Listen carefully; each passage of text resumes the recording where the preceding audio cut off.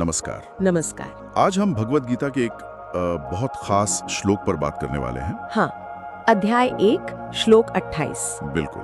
हमारे पास इसका संस्कृत पाठ है, अनुवाद है और कुछ व्याख्याएं भी हैं जिन पर हम गौर करेंगे। सही। मकसद यह है कि कुरुक्षेत्र के मैदान में उस क्षण अर्जुन की जो भावनात्मक और शारीरिक स्थिति थी उसे समझें। हाँ, और ये क्यों महत्वपूर्ण है इस पर भी बात करेंगे। हाँ, तो श्लोक में अर्जुन कहते हैं, हे कृष्ण, मतलब युद्ध की इच्छा से यहाँ खड़े मेरे अपने लोगों, मेरे स्वजनों को देखकर मेरे अंग शिथिल हो रहे हैं और मेरा मुंह सूखा जा रहा है। ये शारीरिक प्रतिक्रियाएं बहुत कुछ कहती हैं। हाँ, तो चलिए इसी को थोड़ा खोलते हैं। स्रोत बताते हैं कि अर्जुन के लिए ये सिचुएशन बहुत अलग थी। सामने कोई अजनबी सेना नहीं थी। नहीं, बिल्कुल नहीं। वो उनके स्वजन थे, परिवार, दोस्त, गुरु, रिश्तेदार। और उनको लड़ने के लिए तैयार देखकर, मतलब युयुत्सुंग, अर्जुन पर बहुत गहरा असर हुआ। हाँ, ये सिर्फ एक मानसिक एहसास नहीं था, शारीरिक तौर पर भी वो हिल गए थे। जैसे वो कहते हैं, गात्राणी शदींती, अंग कांप रहे हैं। हाँ, और मुखम च परिशुष्यति, गला सूख रहा है।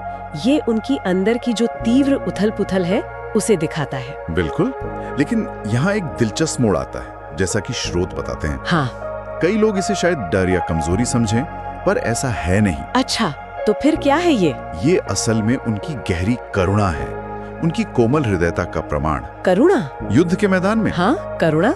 वो उन लोगों के लिए दुखी हो रहे हैं जिनसे वो स्नेह करते हैं, जिन्हें वो अब मरने मारने पर उतारू देख रहे हैं। ये उनकी सहानुभूति है। वाह, मतलब ये कमजोरी नहीं बल्कि उनकी संवेदनशीलता का प्रतीक है।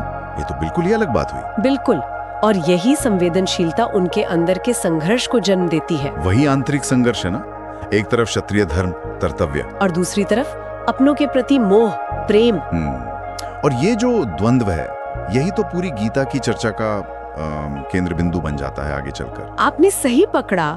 स्रोत इसे सिर्फ मोह कहकर खारिज नहीं करते, बल्कि इसे अर्जुन के सात्विक स्वभाव से जोड़ते हैं, उनके हृदय की शुद्धता से। हाँ, हृदय की शुद्धता और सच्ची भक्ति का लक्षण मानते हैं इसे।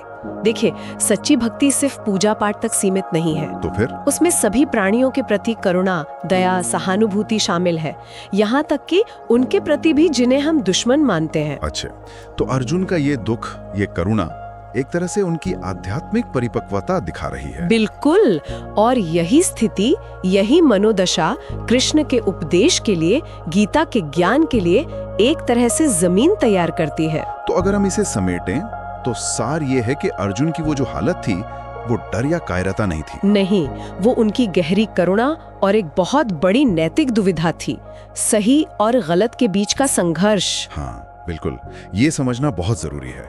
और ये हमें आज के लिए भी एक बड़ा सवाल सोचने पर मजबूर करता है। क्या?